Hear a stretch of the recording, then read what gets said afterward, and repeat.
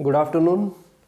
तो electromagnetic induction का जो नेक्स्ट टॉपिक अभी मैं शुरू करने जा रहा हूँ वो है जनरेटर्स। तो जनरेटर्स यानी these are the devices which generate electricity.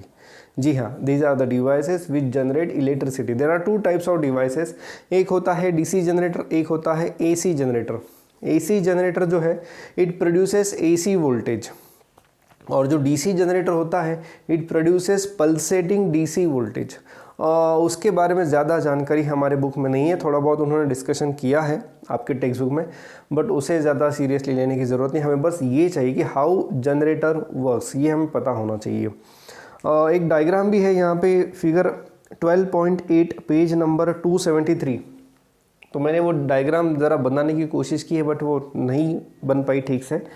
But anyway, समझना ज़रूरी है कि how the voltage is generated, AC voltage is generated. देखो हमारे पास जो है नासिक के पास एक लहरा में एक थर्मल पावर प्लांट है, एक लहरा में, तो उसमें इलेक्ट्रिसिटी कैसे बनती है वही हम देखने वाले हैं। जैसे थर्मल पावर प्लांट्स में, उसी में नहीं, इन जनरल सारे थर्मल पावर प्लांट्स में इलेक्ट्रिसिटी जनरेट करते हैं, यानी क्या करते हैं वो हम अभी देखने वाले हैं कि कैसे ये पॉसिबल है।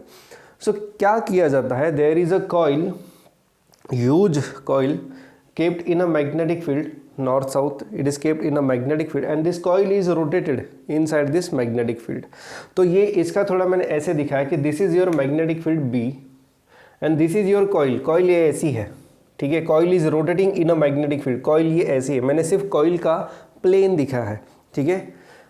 coil बनेगी ये ऐसे, इस तरह से। so and this is the area vector of the coil, this is the area vector of the coil। so this area is making angle theta with magnetic field B।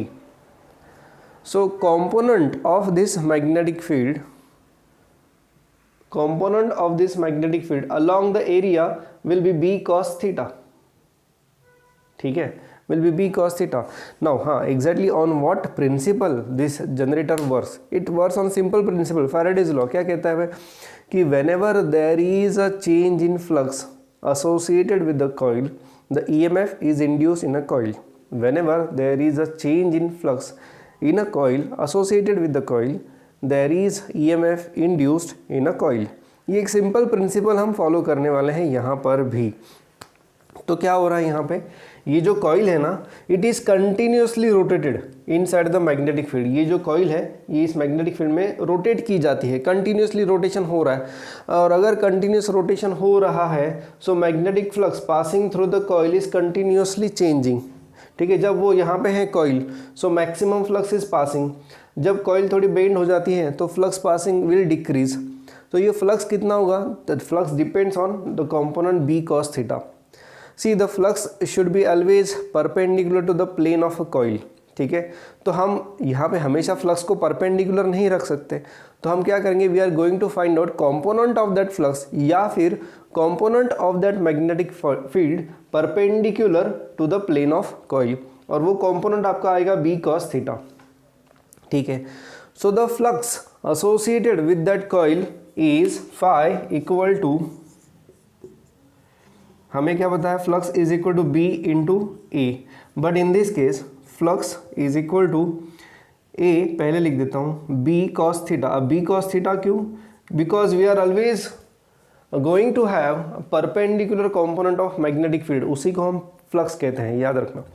Flux should be always perpendicular to the plane of the ring, और इसीलिए हमने magnetic field का perpendicular component ढूंढ निकाला है, perpendicular to the plane of coil या फिर ring. So it is B cos theta. So AB cos theta is the flux if you have single number of turns. If you have n number of turns, in that case the flux linked with the coil is NAB cos theta. तो ये है आपका flux linked with the coil. Now if the coil is continuously rotating, that means there is a change in flux passing through the coil and hence EMF is induced in a coil। और वही EMF जो है वो हमारे घर तक आ जाता है। ये जो EMF इंड्यूस होता है कहाँ पे, थर्मल पावर प्लांट में, वही EMF हमारे घर तक आ जाता है। Of course there are different stages, वो जो EMF वहाँ पे इंड्यूस होता है वो लाखों में होता है, घर में आता है वो रहता है 230 का। सो ये कैसे पॉसिबल है? It is possible with the help of transformer, जो कि एक डिवाइस है, हम इस चैप्टर के एंडिंग में पढ़ने वाले हैं। वो क्या कर रहा है वो हम पढ़ने वाले हैं, ठीक है। तो अभी फिलहाल जनरेटर की तरफ ध्यान दे देते हैं। तो flux passing through the coil is N A B cos theta, where N is total number of turns of coil, A is area of the coil, B is magnetic field and theta is the angle between magnetic field and normal to the plane of coil. What is EMF induced? So EMF induced is given by E is equal to d phi by dt. Of course यहाँ पे minus sign है, but वो मैं अभी लिख नहीं रहा हूँ। So it is d by dt of NAB cos theta. अब यहाँ पे थीटा जो है, theta can be written as omega t, where omega is angular velocity या फिर angular frequency of this coil, क्योंकि ये जो कॉइल है it is continuously rotating in the magnetic field, it is performing circular motion, ऐसा हम बोल सकते हैं, ठीक है। So coil is continuously rotating in a magnetic field, और उसकी वजह से there is angular velocity of this coil and it is omega. So theta can be given as theta is equal to omega t. So I am going to put theta equal to omega t, but meanwhile N number of turns constant है, A constant है और B भी constant है, क्योंकि ये magnets हम change नहीं करने वाले, तो मैग्नेटिक फील्ड भी कांस्टेंट हो जाता है, एरिया भी कांस्टेंट रहेगा और नंबर ऑफ टर्न्स भी कांस्टेंट रहेंगे। So it is d N A B d by d t of cos of omega T. अब यहाँ पे ध्यान दो, derivative of cos is, derivative of cos क्या रहेगा? यस माइनस एन, अरे हाँ तो वो माइनस एन यहाँ पे लगेगी मुझे, यस। तो इट इज माइनस माइनस और ये minus, so minus N A B d by d t of cos of omega t, d by d t of cos of omega T is omega. अब ये constant है तो यहाँ पे इसका derivative है ना, अब मैं यहाँ पे लिख रहा हूँ यहाँ से, ठीक है। So E is equal to minus N A B, और ये ओमेगा जो कि कांस्टेंट है it is multiplier of to t, so omega भी बाहर आ जाएगा, N A B omega into sine of omega t, पर ये minus sine of omega t रहेगा, तो माइनस और माइनस ये हो जाएगा प्लस। याद रखना माइनस माइनस प्लस क्यों हो जाएगा?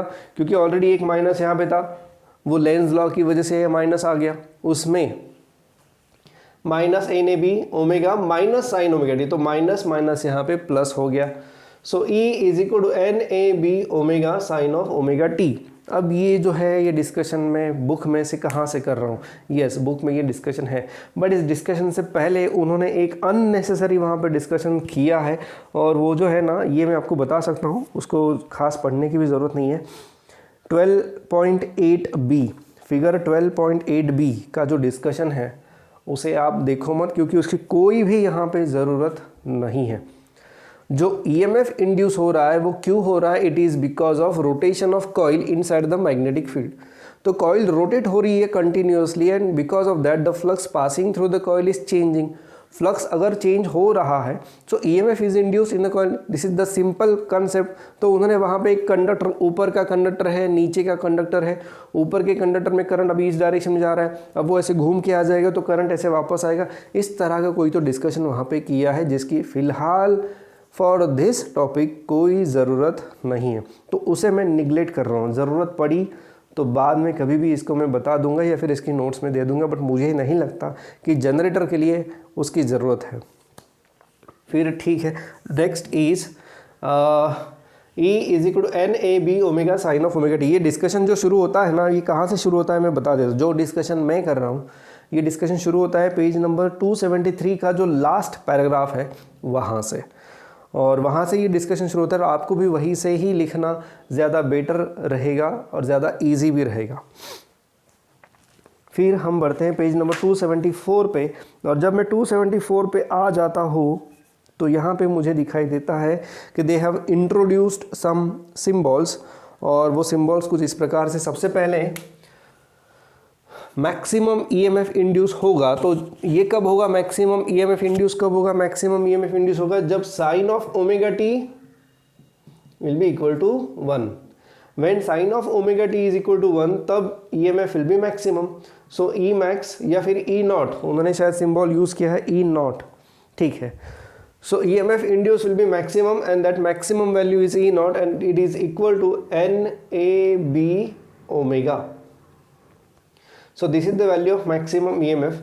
तो ये जो एन ए बी ओमेगा जो है मैं यहाँ पे पुट कर देता हूँ, तो E is equal to E naught sine of omega T. अब इसमें भी कुछ और सिंबल्स मुझे यहाँ पे दिखाई दे रहे हैं। तो omega, if F is the frequency of rotation, if that coil is rotating inside the magnetic field with a frequency F, in that case omega can be written as 2 pi F. So E is equal to E naught sine of 2 pi f t, where f is the frequency of rotation। आपकी जानकारी के लिए बता दूँ, हमारे भारत में जो thermal power plants है, भारत में पूरे देश में, तो वहाँ हमारे देश में जो फ्रीक्वेंसी है दैट इज़ 50 हर्ट्ज़। ये आपने सुना होगा 220 वोल्ट 50 हर्ट्ज़, ये फ्रीक्वेंसी हम यूज़ करते हैं। तो 220 वोल्ट यानी ये जो वोल्टेज हमें मिलता है मेंस का, तो मेंस का जो वोल्टेज है वो रहता है 220 टू 240 वोल्ट्स के बीच में रहता है।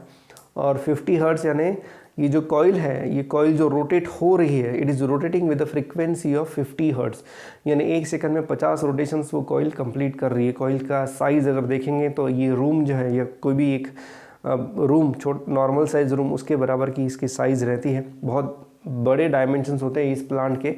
कभी अगर आप फ्यूचर में शायद जा भी सकते हो उसके विजिट के लिए। Anyway, so E is equal to E naught sine of 2 pi F T. This is the final expression which I can see on page number 274। Equation is 12.17। ये इक्वेशन है यहाँ पे। अब now what will be graph या फिर nature of graph of this E। तो nature of graph of this E will be similar to sine function. Sine function का graph कैसे रहेगा? साइन फंक्शन का जो ग्राफ है वो इस तरह से रहेगा, और यही तो ग्राफ मैंने आपको पिछले वाले लेक्चर में बताया था। क्या बताया था? डायोड की केस में आपको बताया था कि we are having AC voltage, तो डायोड क्या करेगा? सिर्फ एक ही पल्स पास करेगा और बाकी जो निगेटिव पल्स है उसे ब्लॉक करेगा। तो इन्हीं वो डिस्कशन अभी यहाँ नहीं चाहिए।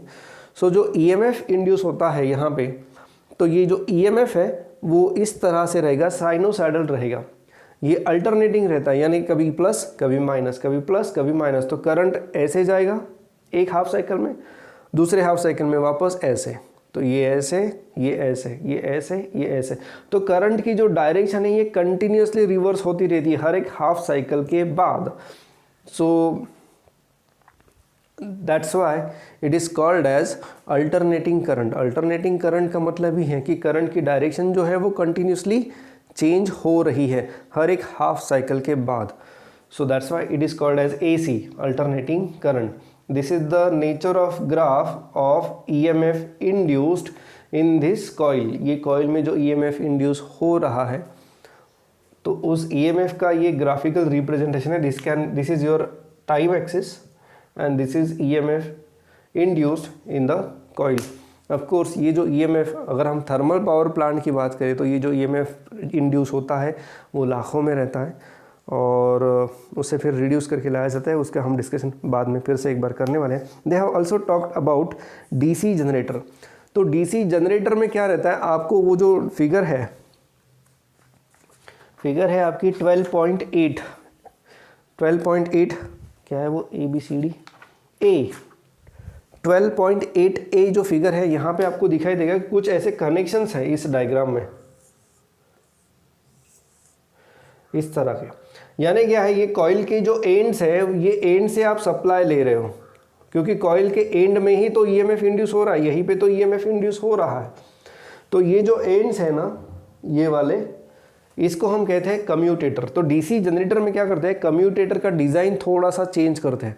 उसकी वजह से आपको जो ईएमएफ मिलता है ना डीसी जनरेटर में, वो कंटिन्यूसली ऐसे ऐसे मिलता है।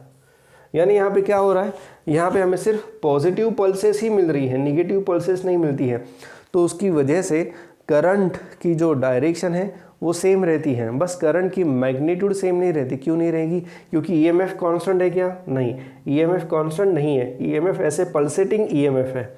So that's why we are getting current in single direction but we are getting pulsating voltage, या फिर हम बोल सकते हैं कि current is also pulsating. Anyway, तो ये था थोड़ा बहुत डिस्कशन डीसी जनरेटर के बारे में, बट डीसी जनरेटर के ज़्यादा डिटेल्स बुक में नहीं है तो उसको ज़्यादा देखने की ज़रूरत नहीं है। डीसी जनरेटर आप कैसे बना पाओगे? So you have to just make some changes in the commutator circuit, जो यहाँ पे मैंने बनाया है, that is called as commutator circuit. उसकी कुछ खास डिटेल्स नहीं है, तो आपको बस एक सिंपल एसी जनरेटर का वर्किंग प्रिंसिपल याद रखना है, जो मैंने अभी यहाँ पे डिस्कस किया है उतना ही प्रिंसिपल आपको याद रखना है। और ये डेरिवेशन जो है वो बहुत ही सिंपल है।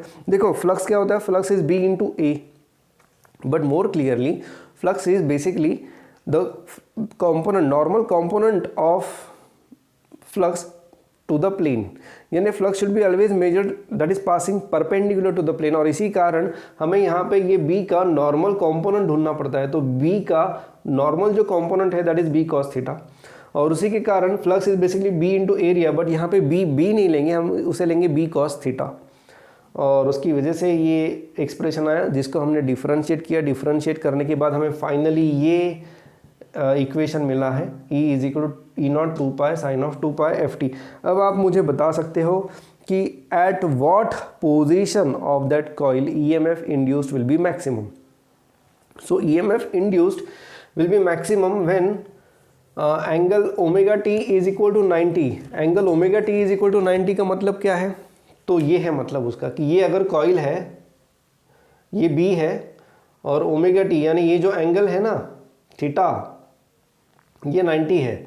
So coil is as like this, coil is parallel to the magnetic field, coil is parallel to the magnetic field, but normal to the coil and magnetic field में जो एंगल है वो 90 है। तो इस पोजीशन पे तो 90 डिग्री एंड 270 डिग्री। अब 270 यानी कॉइल जब रोटेट होके वापस से ऐसी हो जाएगी, कॉइल ऐसी है, रोटेट होके वापस से ऐसी हो जाएगी, in that case the angle between the coil and magnetic field will be 270 degree. So ये जो कैलकुलेशंस है ना कि 90 एंड 270, ये दो एंगल्स पे आपका EMF इंड्यूस जो है वो मैक्सिमम रहेगा, यानी उस वक्त जो EMF हमें मिलेगा दैट इज E नॉट। ठीक है, एंड गलती से स्टूडेंट्स को लगता है कि in that case the coil is perpendicular to the magnetic field. नहीं, coil is not perpendicular to the magnetic field, coil is parallel to the magnetic field, क्योंकि नॉर्मल टू द कॉइल जो है वो magnetic field के साथ 90 degree बना रहा है, एंड दैट्स व्हाई यहाँ पे हमें मैक्सिमम इंड्यूस्ड EMF मिलता है। So EMF induce will be zero in which position? EMF induce will be zero in this position, जब ये कॉइल जो है ना वो ऐसी रहेगी, that is perpendicular to the magnetic field. So in this position the EMF induced will be zero. क्यों?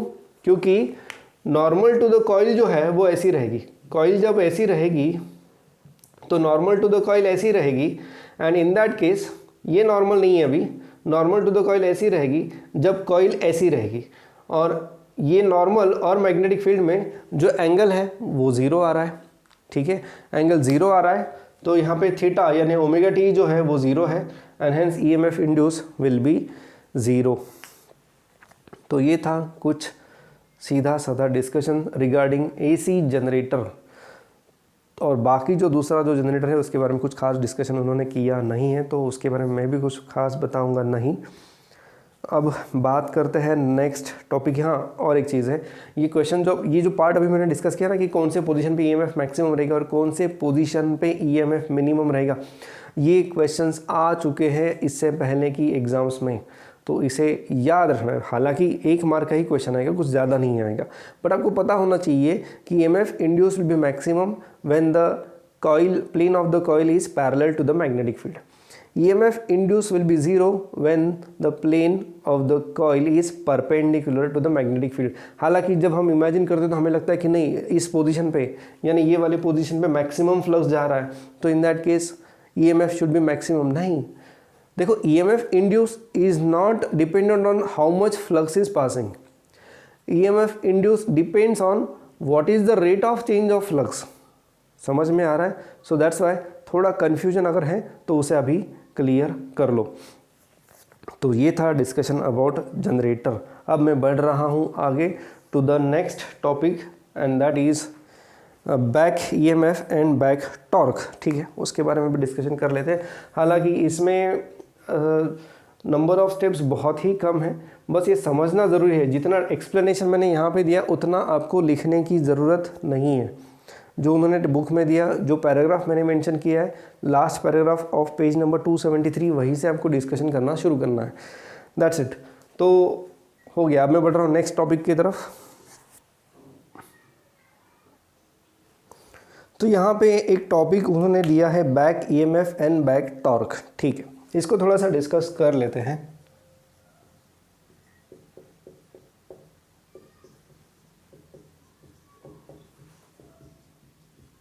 अब ये है क्या, तो उन्होंने पहले ही बोल दिया कि we have discuss DC motor and DC generator. अब मुझे दिखाई नहीं दे रहा है कि उन्होंने कहाँ पे डिस्कस किया है, बट उन्होंने बोल दिया कि we have discuss DC generator and DC motor. तो बेसिकली हाँ, एक बात है, जो जनरेटर होता है जो अभी हमने देखा, so that generator can be made as DC generator. तो उसमें मैंने पहले ही कहा कि उसका जो कम्यूटेटर है, कम्यूटेटर यानी कौन सा पार्ट, जहाँ से वो ईएमएफ जो है, इंड्यूस हुआ ईएमएफ, वो बाहर आता है। ठीक है, दो एंड्स हम बाहर ला के रख, जैसे सेल है, सेल के दो एंड्स हम कनेक्ट करते हैं, वैसे दो एंड्स वहाँ से बाहर आ जाते हैं। तो उस असेंबली को कहते हैं कम्यूटेटर। उसमें थोड़ा बहुत चेंजेस हमने कर लिया तो हमें डीसी जनरेटर मिल जाएगा। अब उसी को आप अगर एक्सटर्नल सप्लाई लगाते हो, जहाँ से वो दो वायर्स आई है, उसको अगर आप external positive and negative supply लगाते हो, so same device will work as DC motor. याद रखना, जो डीसी जनरेटर हमने बनाया by making some changes in commutator. अब क्या चेंजेस किए ये अभी हम डिस्कस यहाँ पे नहीं करेंगे, क्योंकि ऐसे कुछ चेंजेस मुझे दिखाई नहीं दे रहे हैं आपके टेक्स्ट बुक में, सो उसे हम डिस्कस नहीं करेंगे। बट थोड़े बहुत चेंजेस हमें करने पड़ेंगे in AC to make it as DC generator. और वही डीसी जनरेटर जो है, it can work as DC motor. वो डीसी मोटर का काम कब करेगा, जब हम उसे एक्सटर्नल सप्लाई देंगे। और वो डीसी जनरेटर का काम कब करेगा, जब हम उसकी कॉइल को मैग्नेटिक फील्ड में रोटेट करेंगे। तो in that case we will get DC output, और उसको हमने अगर डीसी इनपुट दे दिया तो it will work as DC motor. तो ये कुछ चीज़ें हैं। Now what about this back EMF and back torque. अब इसके बारे में थोड़ा सा हम जान लेते हैं। तो मान लो कि यहाँ पे एक कॉइल है, here we have a coil. ये सेम कंसेप्ट हम थोड़ी देर बाद फिर से एक बार देखने वाले हैं, but I want to explain this back EMF. तो ये बैक ईएमएफ क्या है ये ज़रा जान लेते हैं। और इसके अक्रॉस मैं अब एसी सप्लाई कनेक्ट करता हूँ। ये एक कॉइल है और एक कॉइल के अक्रॉस में एक एसी सप्लाई कनेक्ट कर देता हूँ, या फिर कॉइल जाने दो, यहाँ पे उन्होंने डीसी की बात की तो हम भी डीसी की ही बात करेंगे। तो यहाँ पे मैंने डीसी सप्लाई कनेक्ट कर दिया, प्लस एंड माइनस। अब जो कि ये कॉइल है, as soon as I connect the DC supply, मान लो यहाँ पे एक स्विच है, मैं स्विच ऑन कर देता हूँ। स्विच ऑन करने के बाद करंट जो है, ये है करंट और ये है टाइम एक्सिस। करंट जो है वो तुरंत नहीं बढ़ेगा, करंट थोड़ा धीरे बढ़ेगा, but during this transition, current zero से फाइनल वैल्यू तक जब पहुंचेगा, ड्यूरिंग दिस ट्रांजिशन क्या हो रहा है मैं आपको बता दूं। यहाँ पे जब करंट बढ़ रहा है, सो एट द सेम टाइम, अब करंट है तो करंट की वजह से मैग्नेटिक फील्ड है, और हमने पता है, हमने देखा है कि सोलेनॉइड का मैग्नेटिक फील्ड रहता है। Coil is similar to this, constructing coil is similar to, sorry, this coil is similar to solenoid. या फिर कोई भी कॉइल भी आप लेते तो भी वहाँ पे सेम ही फेनोमेना होने वाला है। वो क्या है वो ज़रा जान लो। करंट है तो करंट की वजह से मैग्नेटिक फील्ड है इन साइड द कॉइल या फिर inside the solenoid. B is equal to mu 0 N I, ये फॉर्मूला आपको याद होगा सोलेनॉइड के मैग्नेटिक फील्ड का। तो जैसे जैसे करंट बढ़ेगा वैसे वैसे मैग्नेटिक फील्ड बढ़ेगा। यानी मैं यहाँ पे ये देख सकता हूँ कि ड्यूरिंग दिस ट्रांजिशन, जब करंट 0 से फाइनल वैल्यू तक पहुँच रहा है, ड्यूरिंग दिस टाइम करंट की वैल्यू कांस्टेंट नहीं है, करंट की वैल्यू बढ़ रही है धीरे धीरे।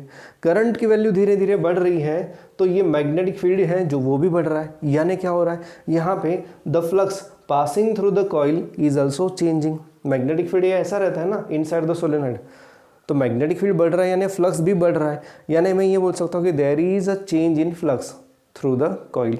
और अगर ये फ्लक्स चेंज हो रहा है तो फैराडेज लॉ और लेंज लॉ क्या कहते हैं कि there is EMF induced in a coil. So भले ही आप ये सप्लाई दे रहे हो but there is EMF induced in a coil in opposite direction, क्योंकि लेंज लॉ ये कहता है कि the EMF is induced in such a direction that opposes the cause which has produced it. तो जो ईएमएफ इंड्यूस होगा that will be induce in opposite direction. तो ये ईएमएफ ऐसे यहाँ पे प्लस आ जाएगा, यहाँ पे माइनस आ जाएगा, तो ये जो ईएमएफ इंड्यूस हुआ है ना वो इसको अपोज करेगा। और उसकी वजह से होता ये है कि करंट इमीडिएटली नहीं बढ़ता, करंट बढ़ता है थोड़ा धीरे धीरे। तो करंट बढ़ने के लिए थोड़ा समय लगता है। समय क्यों लगता है? वो इसलिए लगता है because there is a back EMF induced in the coil, तो वो उसे अपोज करता है। तो इसीलिए ये करंट को मैक्सिमम टाइम वैल्यू पे जाने के लिए समय यहाँ पे लगेगा। और ये जो बैक ईएमएफ यहाँ पे इंड्यूस हुआ उसी का कारण मैंने अभी आपको बताया, it is induce because of change in current. Current zero से मैक्सिमम वैल्यू तक जा रहा है, तो उसकी वजह से यहाँ पे मैग्नेटिक फील्ड भी बढ़ रहा है। मैग्नेटिक फील्ड बढ़ रहा है यानी flux passing through the coil is also changing, flux is changing according to Faraday's law and Lenz law. क्या हो रहा है यहाँ पे कि EMF is induced in a coil, that EMF is opposing this external EMF. और ये जो ईएमएफ इंड्यूस हुआ है इसी को हम कहते हैं बैक ईएमएफ। ये बात समझ में आ गई है आपको? अब डीसी मोटर का भी वही है। डीसी मोटर बेसिकली है क्या? It is a coil which can rotate freely inside of magnetic field. DC motor में होता ये है कि there are north pole and south pole, और ये कॉइल है जो इस मैग्नेटिक फील्ड में रोटेट होती है, ठीक है। So when you are giving some supply to this coil, when you are giving some supply to this coil, तो होगा ये कि सप्लाई यानी जैसे ही आप बटन ऑन करोगे, जैसे ही आप यहाँ पे बटन ऑन करोगे तो होगा ये कि तुरंत वहाँ पे स्पीड बढ़ेगा नहीं। जैसे ही आप बटन ऑन करोगे it will take some time for the current to reach maximum value, and during this transition back EMF is produce. और उस बैक ईएमएफ की वजह से जो टॉर्क है, there is a torque in opposite direction as well. Basically वो external EMF की वजह से टॉर्क इस डायरेक्शन में है, but because of back EMF there is a torque generated in opposite direction. उसी को उन्होंने कहा है बैक टॉर्क, शायद ऐसा ही हेडिंग है। Yes, it is back torque which is in opposite direction. और इसकी वजह से होता ये है कि जैसे इनिशियल इसका जो स्पीड है ना वो बहुत कम रहता है। इनिशियल इसका स्पीड बहुत कम होने की वजह से और बैक ईएमएफ जो है वो बहुत कम रहता है। इनिशियल उसका स्पीड कम है तो बैक ईएमएफ भी कम है। तो होता ये है कि यहाँ से आने वाला जो अपोजिशन है ना वो भी बहुत कम रहता है। अपोजिशन कम है तो maximum current is drawn from the supply, maximum current is drawn from the supply. क्यों? क्योंकि उसका स्पीड एकदम इनिशियल पोजीशन में ज़ीरो है या बहुत कम है। सो ड्यूरिंग दैट पोजीशन ये जो बैक ईएमएफ जनरेट हो रहा है ना वो भी बहुत कम रहता है। अब होगा ये कि अगर यहाँ से अपोजिंग ईएमएफ अगर बहुत कम है तो यहाँ से इस ईएमएफ से मैक्सिमम करंट ड्रॉ किया जाता है, और उसकी वजह से इनिशियल पीरियड में आपने ये कहीं देखा होगा, जब आप गाड़ी ऑन करते हो यानी कार या बस अगर आपने महसूस किया है तो आपने देखा होगा कि जब वो गाड़ी ऑन होती है तो लाइट जो है वो थोड़ी डीम हो जाता है। तो इसका कारण यही है कि in during that process maximum current is drawn from the supply. तो वो करंट सप्लाई से ड्रॉ किया जाता है, तो बाकी जो यूनिट्स है लाइट है वगैरह उनको करंट मैक्सिमम नहीं मिलता, और उसी की वजह से थोड़ा सा डीम हो जाता है लाइट। तो ये यहाँ पे थोड़ा सा उन्होंने डिस्कशन किया, इसको कहते हैं इन रश करंट। ये जो है ना शायद इंजीनियरिंग टर्म्स में आप इसे इंजीनियरिंग में आप इसे पढ़ोगे, inrush current. Inrush current यानी at the time of beginning huge current is drawn from the supply. क्यों? क्योंकि उस वक्त बैक ईएमएफ ज़्यादा नहीं रहता, ठीक है। बट जैसे जैसे करंट बढ़ेगा वैसे वैसे ये बी बढ़ेगा तो ये अपोजिंग ईएमएफ भी बढ़ेगा, और उसके कारण होगा ये कि बैक ईएमएफ बढ़ेगा तो ये करंट जो है जो इनिशियली बहुत ज़्यादा ड्रॉ किया था वो भी बराबर से नॉर्मल लेवल पे आ जाएगा। And this part is discussed in this paragraph, but कोई ज़रूरत नहीं थी खास यहाँ पे उसको डिस्कस करने की, उन्होंने कर लिया, हमने भी कर लिया। अगर कोई डाउट है आपको इस डिस्कशन के बारे में तो आप पूछ सकते हो। इस चैप्टर के कौन से मेन टॉपिक्स हैं वो मैं बाद में बताऊंगा आपको, क्योंकि कुछ जगह पे टॉपिक्स बहुत अच्छे से उन्होंने डिस्कस किए हैं, कुछ जगह पे अननेसेसरी डिस्कशन यहाँ पे हो रहा है, ऐसा लग रहा है मुझे। अब देखते हैं आगे क्या क्या है। चलिए, तो अभी के लेक्चर के लिए बस इतना ही। नेक्स्ट पार्ट में नेक्स्ट लेक्चर में डिस्कस करूँगा। So back EMF and back torque. Back EMF बस याद रखना कि किसी कॉइल को जब आप स्टार्ट करते हो या फिर इस कॉइल से जब आप करंट पास करते हो, so there is a back EMF induce in a coil. क्यों? Because the change in current, so that EMF is called as back EMF। बस इसे आप याद रखो, दैट्स इट। तो फिलहाल के लिए बस इतना ही। नेक्स्ट डिस्कशन हम नेक्स्ट क्लास में शुरू कर देंगे।